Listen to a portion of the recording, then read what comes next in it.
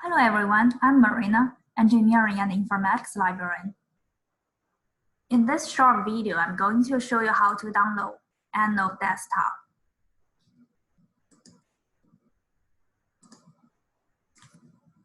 Here are some useful links for you. The first one is Engineering Library website. The second one is Citing Sources Library Guide.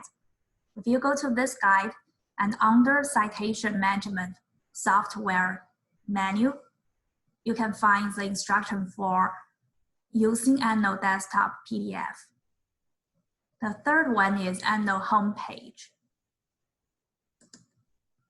So what is EndNote? EndNote is a bibliographic management tool for organizing and formatting citations.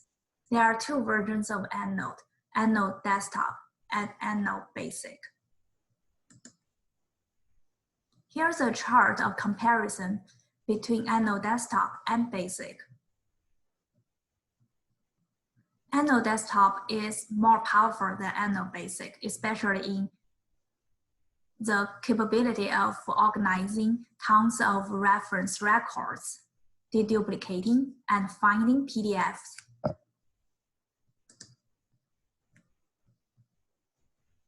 So here's a link you can download the EndNote Desktop from the ITS website. If you go to this link and under EndNote for faculty, staff, graduate, and professional students, click on the Download EndNote. If you are using the Microsoft version, make sure extract both files from the zip file before you run the installer. Once you get EndNote Desktop installed, you have to create or open a library. To do that, click on the File and New. Then choose a place you want this library to be installed and rename this file. Once you have an EndNote library, you'll see this similar screenshot. The library is composed of 3 panels. The left panel are